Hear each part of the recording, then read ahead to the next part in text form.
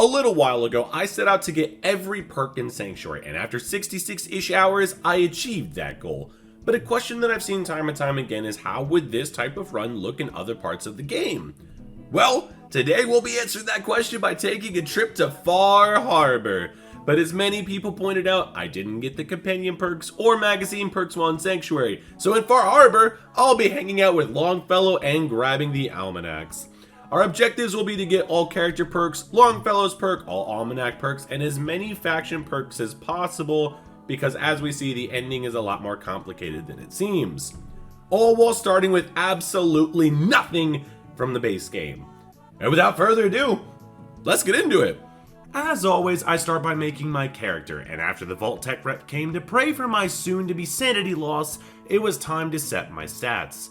Now honestly, you could pick whatever you want here as we'll be leveling everything up anyway, but in this case, I would prioritize intelligence for experience gains and charisma to buy a lot of you starting supplies for cheap. Now, while Sid here has become sort of a mascot for these types of playthroughs, I decided to let chat name her this time, and honestly, I couldn't have picked a better name myself. You guys are fantastic! Next came the end of the world, watching my husband eat his cereal and then dodging the rad roaches in the vault like my adult responsibilities in this game. Trust me, that joke will make so much more sense later on. Before you leave the vault, make sure to take off your vault suit and your wedding ring. When I mean we go into the DLC with nothing, I mean it. The locals are just gonna have to get used to how us mainlanders get down. Make sure to skip Sanctuary altogether as you begin your trek to the Nakano residence. Since the Your Special book is there, we're skipping that too. Just how Hod Towered intended. You don't have to stress too much about discovering locations on this trip as well, but you do want to make sure that you don't walk straight into raiders, as they don't care what your plans are or how little stuff you have. Somehow, somewhere, green-skinned humans have got to taste better than irradiated plants. But besides that one rough start, the next attempt had nearly nothing of hostile value other than the dreaded words, "You cannot go this way." Why not, Todd? You definitely modeled the area. What do you mean I can't go that way? There's a path literally right there. Since we're playing on survival and you have no defenses yet, just take your time and this walk will be over and done with, and hopefully little to no stress will have been gained. After making it to the Nakano residence, humor them by telling them you're gonna go find their missing daughter, Kasumi. Make sure to grab the boat keys and take off to where you'll be spending the majority of your playthrough. As soon as you make it to the docks, run, don't walk, to the last plank and rent a room for a save. Since this is a level 30 DLC, any of the enemies attacking Far Harbor during this opening section will one-tap you if you don't take precautions. Like this guy. He knows what's up. Once you have your reset point set up, go outside and watch as the denizens of Far Harbor try their best to take out some oversized tadpoles. And once the fighting finishes up, make sure to loot everything to finally have some sort of defense and way to attack back. Beggars can't be choosers here, but don't worry about it, none of this will be part of our permanent kit. We just need all the help we can get at the moment. What will be permanent, however, is a settler recruit beacon.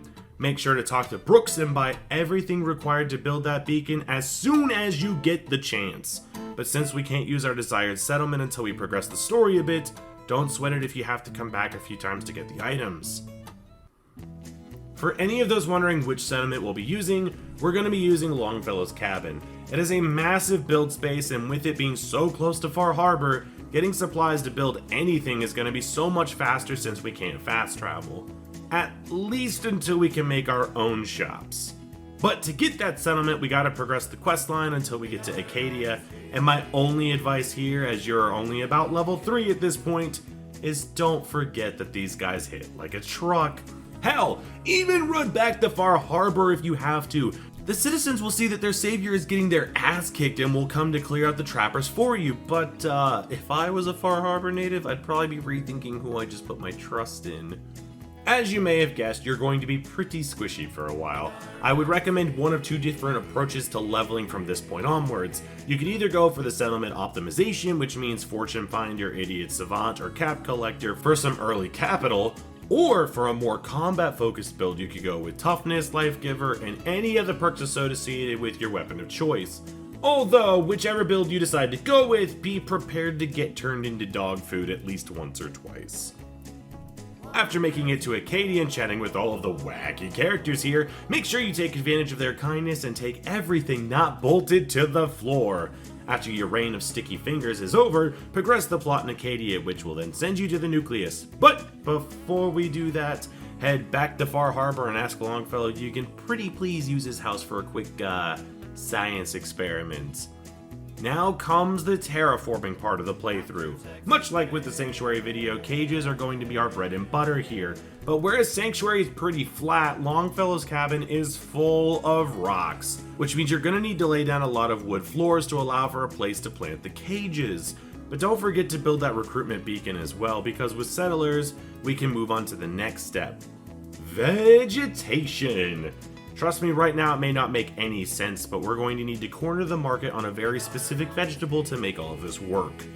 Before continuing with the cabin, I went and explored the island for a bit, mainly by taking quests that I would never complete and then hunting legendaries. These guys only start to spawn around level 6, and my first drop will absolutely blow your minds. I'm so glad I was live streaming this, as no one would have believed me if I hadn't. This explosive pistol seemed like a godsend for this early in the run, with easy to get ammo and tons of easy upgrades. But this isn't anywhere near as effective as our main weapons that we'll be getting later, but for now, it'll do the job. And to prove that, I got a Radiant quest from one of the settlers to go clear some super mutants. But yeah, I can do that, that doesn't sound too hard. This is the worst!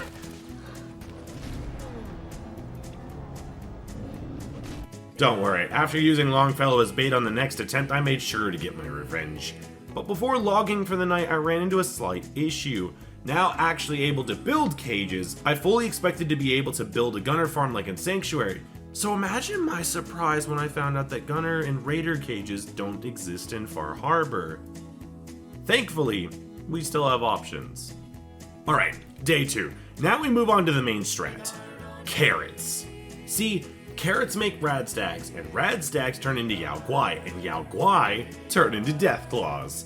With carrots being the main resource required here, make sure to visit Brooks in Far Harbor to increase your chances of finding it. And once you do find one, make sure to put each of these settlers that answered your beacon to work, because it's not like they can leave anyway, so they might as well make themselves useful. With that sorted, take a walk to town or just to the other side of the island every 24 hours and double your carrot production. While this is going on, I tried to see how I would stack up against a trapped Yao Guai, and let's just say I needed way more practice before I was going to be able to tackle these guys. Luckily, I have time on my side. Trust me. We're going to skip some time, and now my carrots are growing nicely, and for some reason a Brahmin showed up. Not sure why, but hey, I have a cow now. Between growing food and carting it back to town to sell for supplies, this entire process was taking a bit. Since we didn't really have anything to fight yet, the XP was starting to come in pretty slow, but I was more concerned with making sure the materials needed for cages were acquired first. Radstag cages may not provide crazy experience, but they're pivotal to making Yao Guai, which do give decent experience. In trying to get some decent cash to fund the worst animal sanctuary you've ever seen, Longfellow and I raided the nearby bowling alley. The ghouls gave okay experience for the level that I was, but there was heaps of junk that I could use, and the Striker legendary weapon just upstairs. It was pretty useless to me as a weapon, but my main fence Brooks would give me over 2,000 caps for it. This would allow me to get tons of steel to continue building cages back at base. But going forward, we could actually be smarter and start water generation. See, if we just make these large industrial water purifiers, they'll constantly be putting purified water into our settlement. With these water purifiers, we'll always have an income that we can use to trade for crafting materials. And since we're not going to have the gunners' guns or gear that they dropped in Sanctuary, which made money completely obsolete, this will be crucial to the economy of the settlement. I know nothing too crazy has happened yet, but trust me, this run required a lot more setup than Sanctuary, especially since the cages I had planned out for all required different crafting materials to mass produce, and gunner cages all required money, copper, and steel. Now we had to worry about different types of meats, vegetables, gears, all sorts of crazy stuff. Skipping to level 11, the water generation was working great. I had a few more cages to my name, but now it was time for some actual setup. As if we hadn't done setup already. But this was mainly in the form of hunting gulpers off the coast and then farming up more radstags. Once I hit level 14, I was able to take local leader rank 2 to be able to set up my own shops. All this did was cut out the travel back and forth to town, but all that time saved walking just meant I could speed up the process on farming. Now at about 9 hours into the run, I could finally make the trek out to the nucleus to join up with the Children of Adam, as they had both of the major weapons we would be using forevermore: the kiloton radium rifle and Adam's Judgment. But to get either of those, first I would actually have to join them. The trek out to them wasn't so bad, but I had forgotten about radiation, and guess who left all their radaway back at the base? Yep, this guy. That meant that while I was out here trying to get the idol and killing ghouls, I was always one mere second away from being tickled to death or succumbing to the giant pea soup that filled the area. Just imagine, you get the mother idol and then die because your character didn't think it was a good idea to hold their breath. Our team could do it, why can't you? On the next attempt, I did manage to get the idol and then returned to Richter, who gave me some clothes he pulled out of the garbage. They may not look like much, but now I don't have to worry about radiation as much. So now that I was an honorary member of the local leopard clan, I began the pastime of stealing everything. Although because none of this was flagged as stealing, I'm just going to chop it up to borrowing their stuff.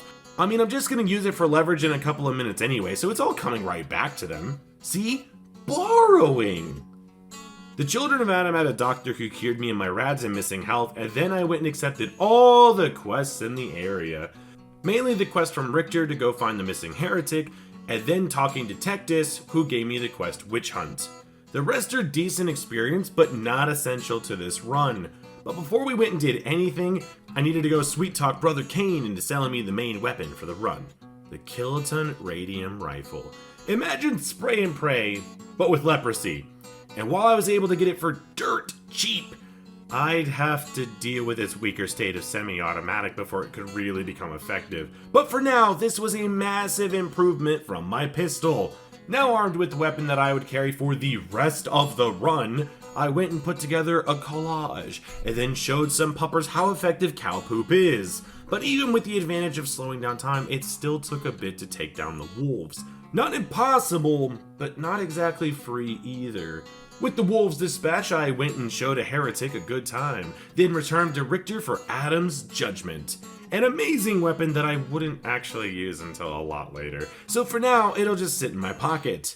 Next came the Witch Hunt quest, which is basically just checking to see how loyal Sister Aubert is, and all it takes is finding some dirt on her, extorting her for money, and then lying to Tectus that she's faithful. With this done, you receive the Inquisitor's Cowl. However, make sure you don't fuck up this speech check, because if you do, the Inquisitor's Cowl is not yours. And this legendary hat is pivotal to the run, because it increases your intelligence with more radiation that you have. So by keeping your radiation at over 400 units, you'll get a +4 to intelligence. This is massive for this run, as in Sanctuary, I was able to hit a maximum of 18 intelligence through the run. But with a few more items, we'll be over that without needing Berry Mentats, and Berry Mentats was pivotal to the Sanctuary run. At this point, you can do the rest of the quest in the Nucleus if you want, but as far as setup gear, this will do just fine for now. So we headed back to Longfellow's cabin for a rest and to build more cages. Just use your gravity hammer to take them out to conserve ammo, only because ammo is actually hard to get at this moment and you want to prioritize materials first. Now you should have something like 4 Radstag and 4 Yaguai cages. You want to make sure you always have equal to, if not more, of the smaller cages to allow for mishaps later on, because the way Longfellow's cabin is laid out, just because you can see the bodies doesn't mean that you'll actually get loot from them. But we'll cover that later once we have some more cages set up. And here comes the basic loop! Every day your vegetables should grow, so run to one end of the island and come back to loot them. Water is supposed to be on a 24-hour cycle as well, but it seemed more like it was just about the passage of time. Once the day had rolled over, and as far as the cages go, it seemed like every 2 to 4 days the cages would reset. But those cages would prove to be too much. Much like in Sanctuary, because you're playing on survival mode and trying to prioritize leveling over damage at first, you'll have almost no defense and no damage output. This means that Yaoguai pose a giant risk to your health. Not to mention if a dusky Yaoguai shows up. We want those as they are the biggest Yaoguai we can get and therefore worth the most experience, but that also means that they're the most dangerous. So you'll need to set up walls to prevent escape and maybe even build some turrets to help out until your characters round it out. And don't stress too much if the bears escape. Your settlers are considered essential and therefore can't die unless you attack them. But this is where you'll do most of your early leveling unless you want a quest on the island. But I'll tell you now, this is not only a more safer option, but also a much faster option when it comes to experience gains. But for this early portion, there is a lot of freedom, so don't stress too hard about following along detail for detail. But your loop will mainly consist of sleeping, collecting food, vendors, check cages, and repeat until cages are full. Once the cages are full, empty them out, and then reset for another go. Skipping to level 18, I finally got some Deathclaw cages, and what we were looking for here were mythic Deathclaws. These would be the absolute highest enemy we could catch on this island, and thus would be essential to leveling quickly. But because of how many variants Deathclaws have, we couldn't guarantee we would see one even at higher levels. So we'll take any of these guys as they give more experience than the Dusky Yaoguai. Deciding to go for a bit more experience help, it was time to go do another quest, this time in Acadia. But do still be careful, as even with a crazy strong weapon, wolves are still just as strong as ever. Making it to Acadia, you want to talk with Faraday, who will tell you to get some storage devices off a boat. And this quest is pretty easy if you have the Aqua Girl perk, as you could just swim around to the back end of the island to get them. Return to Faraday to complete the quest and then wait 24 hours. This will trigger Cod, and he'll tell you about Jewel and her problems. She underwent a surgery and is now suffering from a split personality disorder. So now I'm being tasked with heading back to that same boat I was just at to get the details on the surgery, which took about 5 minutes as I just followed the same route, and upon returning, I sided with Jewel to give her closure, to which she then gave me a key to go get a legendary synth unyielding chess piece. The only guaranteed one in the entire game. You can side with Cog here if you want to, but you just get a dumb hammer, and if you already have Adam's Judgment, it's fucking useless. Unyielding, before we go any further to anyone who doesn't know, is a massive +3 to all stats except endurance, while your health is at or below 25%. This combined with our cowl and high intelligence puts us up to a massive 17 intelligence. And once you get Night Person rank 2, anytime after 6 p.m. to 6 a.m., you will have a 20 intelligence as long as you have no negatives from dehydration. So now run back home and check those cages. Oh, look, a Mythic Deathclaw! And this is what I'm talking about by experience. Over 500 experience from just one kill. That's more than that quest we just did, and with a lot less running around. So now we just run the loop a few more times and make sure that you start taking perks to mod out your rifle and supplement your damage to speed this process up. But do be mindful with your explosive weapon, as you can damage your settlers, and if you do that, you're as good as dead. Now this is by far the most crucial part. Make sure your animals don't escape. I shouldn't have to say this, but this poor bastard lost his legs in a Deathclaw attack, and now I have to give him compensation because it happened on my farm. But more important than a legless Larry, a glitch was uncovered. If you're in the build menu and walk to the other side of the island while still in the menu, inside the cages subsection, the game reverts to every cage in the game, meaning Gunner and Raider cages. Now, there isn't anything stopping you from doing this, but I opted to not use it as Far Harbor didn't normally allow the cages. It may have been faster, and at this point I can guarantee you it would have been faster, but I wanted to stick to a different setup for this one. Seeing how Legless here was going to be receiving a comp claim, another settler tried to do the same thing. Sure, she's missing a leg, but I can clearly see her just waiting for the money. I hate it here. But the worst part isn't the fact that I have to pay these people for their damages. It's the fact that the game is trying to put them back together. And the poor settlers stuck thinking that they have legs, but they can't stand to do anything about it. Or so I thought, as he immediately started crafting his own prescription once the compo claim settled. After that matter was sorted and doing a bit of a time skip, we're now at level 34, and this is really where things start to take off. At 34, you could take rank 3 of Idiot Savant, which allows you to get triple experience through kills after triggering the perk itself. Combine this with a 20 in intelligence thanks to the cowl, the unyielding chest piece, and now Night Person rank 2, and the experience was starting to roll in nicely. But this 8-way cage setup for the Deathclaws was a bit awkward to effectively clear, so we'll have to change it in the future. But for now, this is the safest way to dealing with the Deathclaws. Meanwhile, the Yao Guai were also providing decent experience as well. With these two farms set up, I could loot and replenish every cage as long as I had gears and carrots, being the two hardest resources to come by now. But our damage was still lacking. So going forward, our damage was going to need to be buffed up either through perks or weapon upgrades. But 2 levels for an unoptimized loop in about 10 minutes wasn't too bad at this point.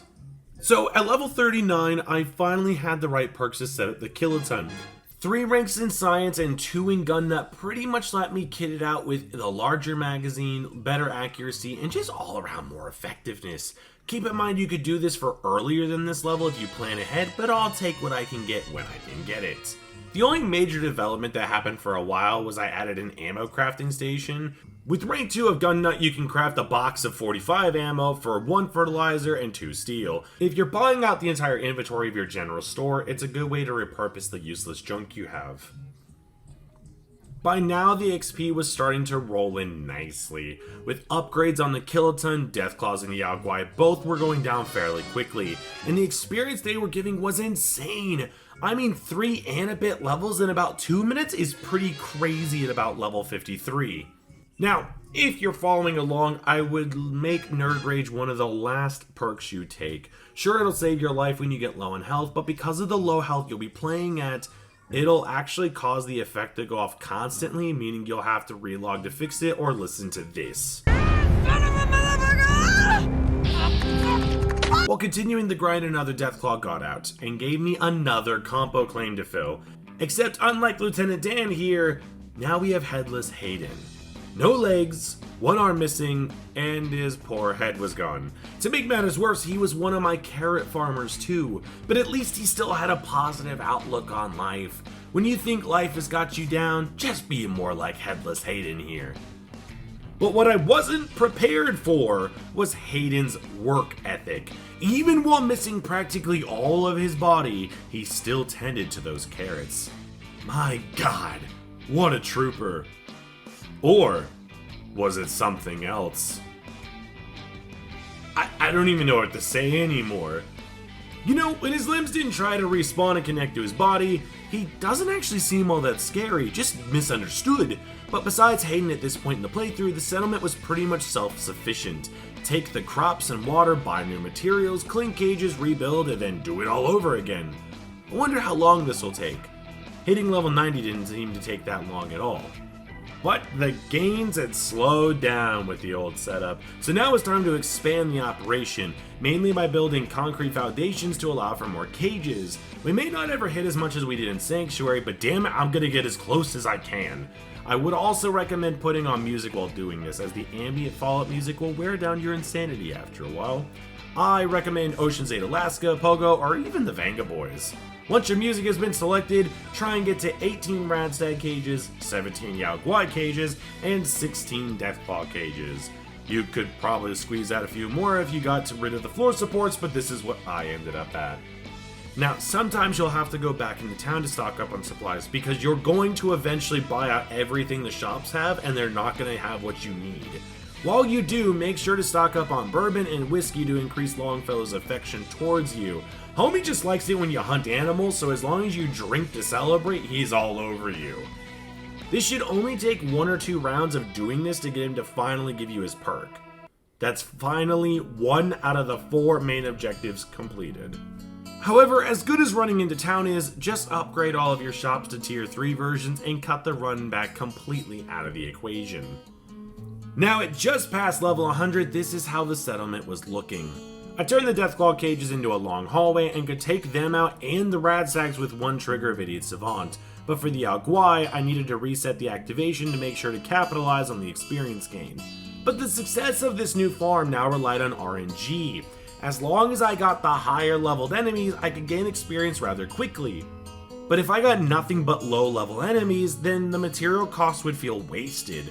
I didn't reset any of the loops, but it did feel bad when you only earned half a level due to only getting normal Deathclaws, when you knew the mythics would award 1500 a piece at this point. While doing this run, you really gotta enjoy the little things, like Legless Larry eating his noodles or Hayden bottom with the carrots, because as fun as it is to mow down irradiated lizards over and over again, things do tend to get stale. There's nothing outside of glitches or exploits that can even come close to this setup, so buckle up and get comfy, cause you're going to be here for a bit. Alright, here we are at 15 minutes shy of 34 hours played and we're at level 150. But things started to get weird. For starters, one of the Deathclaws managed to grab me from the floor, and then because I somehow didn't die, my character got back up from the floor and just continued shooting, meaning the whole of the settlement had to join together to take me out. But this wouldn't be the worst of it, because the farther I went, the more things started to break. At level 185, I thought the settlers would have caught on to leave me alone as I tended to the animals, but this jackass thought walking directly in front of me made the most sense instead. Who even does that? There's nothing up here for you! Shortly after that, my files became corrupted, and I had another incident of the settlers trying to cause mutiny. Thankfully, when I died, I awoke back in the bed I always do without losing anything. Man, I was worried there. And not even another loop after that scare, the textures started to break. For anyone who watched the Sanctuary video, certain textures started to melt when the game engine got bogged down, but because the enemy bodies were vastly less, and in most cases none in comparison to the millions of bodies in Sanctuary, I didn't even know what was causing this, and if I couldn't find out soon, the run would be in jeopardy. But another Deathclaw breakout would have that Brahmin heading to the big Bethesda office in the sky. Rest in peace, little Brahmin. I don't know why you are here, but it won't be the same without you. Now, strange question here, guys. Have you ever seen a staircase phase out of reality before? Yeah, me neither, but I thought this was cool. How about a chem station? What about a bathtub? How about a man so full of drugs from his most recent prescription that he's able to spin around for our amusement, only for him to finish his spinning and going back to needing handouts, to then flaunting that he can still stand and then fall over again. But besides that, good news. Hayden had tried growing some limbs back, and look, he's got another friend in the same predicament.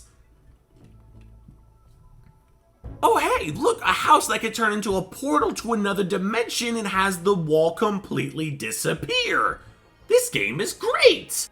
So great, in fact, that the gravity was starting to have issues, causing Yao Guai to fly into space. And then my frames decided to nosedive. But the best part was that enemies now couldn't take damage. At all. It could still hurt me. What came next was the entire settlement trying to take this one bear down while I tried to figure out where the floor was. But thankfully, collision seemed to turn on just when I needed it to, and the menace was no more. But the weirdness continues. Now I was losing my frame rate as I killed Deathclaws, only for a Deathclaw to leap into the sky to get out of this shit show faster. And don't worry, the Deathclaw wasn't the only thing heading into space.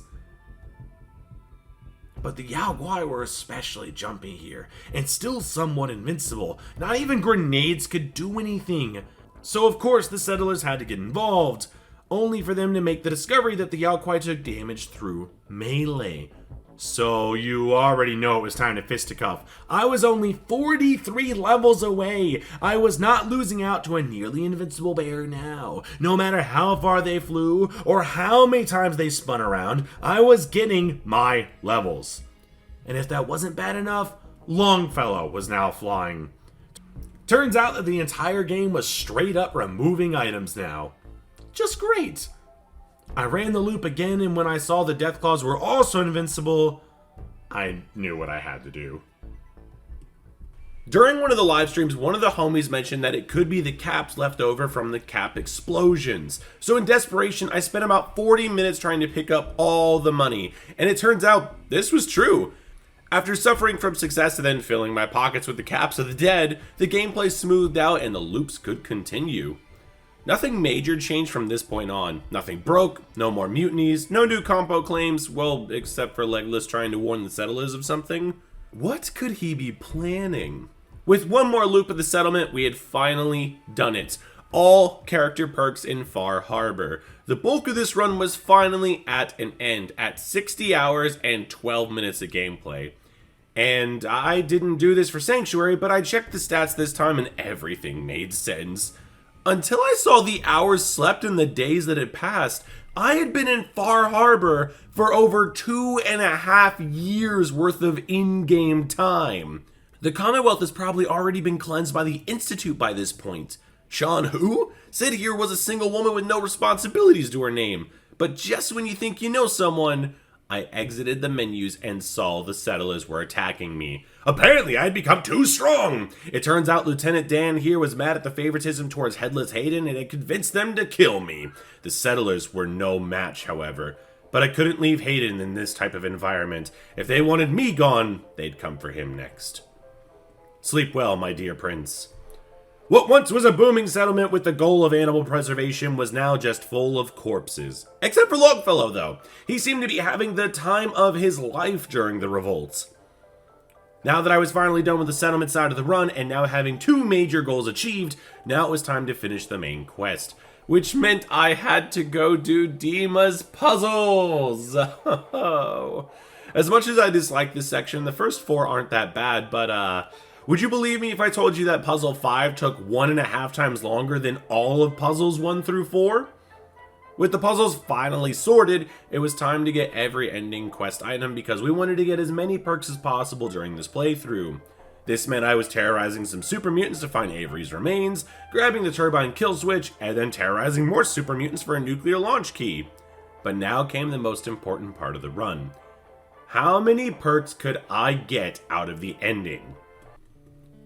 So, long story short, after a couple of test runs, the max amount of perks you can get without glitching or exploiting seems to be 2. If you do the Cleansing the Land quest, you'll be able to take out 2 factions and earn their respective perks. But if you go to Dima and accuse him of tomfoolery, he'll take the items required to destroy factions, meaning if you side with him, you can only complete the Reformation quest netting you 1 perk. If you side with Far Harbor and take out Acadia, you'll gain the Destroyer of Acadia perk with the option to still remove the Children of Adam. Or you can turn off the defenses to Far Harbor and doom the town. Both of these options will reward you with a perk, either Crusader of Adam or Far Harbor Survivalist, but once you remove 2 factions, the quest completes itself. So even if you go out of your way to destroy the last faction, you won't get the perk associated with that quest, and because most of these endings directly conflict with each other, it looks like 2 is the highest you could go. I did about 5 different runs, and the death of each of these was Dima, who would remove quest items, and obviously if he dies by any means necessary, you can't get any perk he would have normally had for you. So now that just leaves the almanacs of the island. By this point you should already have 2. One in front of Longfellow at the last plank, and one on the shelf of the merchant in Acadia. But now we need to head out to Northwood Ridge Quarry, inside Brooks Head Lighthouse, and finally at the National Parks Visit Center. With these, you'll have 3 new perks. I say 3 because one of them just shows locations on the map and the other gives you crafting recipes. There's no perk associated with them. And with that out of the way, that is everything we need from here. We can finally go home. I won't miss the gloomy fog or the sound of Nerd Rage going off over and over and over again, but arriving back at the Nakana residence in full cultist getup seemed pretty appropriate. The island changes people, especially if you're trapped at someone's house and the only way of escaping it is by culling the local animal population. The Nakanas were pretty upset at the passing of their daughter, regardless if it was by my hand or not, but when I told them they could join her, they changed their ways and decided it wasn't actually so bad. Damn essential NPCs. So, what did I learn with this? I guess that if you have enough cages and a high enough insight, you can achieve any goal in Fallout 4 at the cost of your sanity.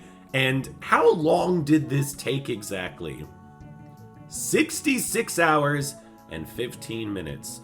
But Since the game doesn't count death or reloads for those quests at the end, I'm gonna say this was easily over 70 hours worth of playtime. The Gunners and Sanctuary dropped so many things that money was obsolete, and since the cages all required the same thing, stockpiling items was easy, but with the extra gear for experience gains, it pretty much equaled out.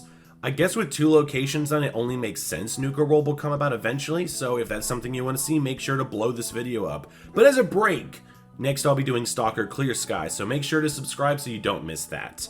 I want to give a massive shout out to the patrons over on Patreon and to the channel members, and to anyone that made the streams. Thank you so much more than I could ever express. You guys made the grind so much more enjoyable, and I think I would have lost it towards the end. You guys are the best around, and I always look forward to the goofy shenanigans the streams get up to. And to you, the viewer, you massive legend, this is a long video and you stuck with it. I'm proud of you. I'm proud of all of you. Now go get some ice cream, the top shelf kind. You deserve it, and have a nice day. As always, I've been Chris from Crisis Gaming, and I will see you on the next one.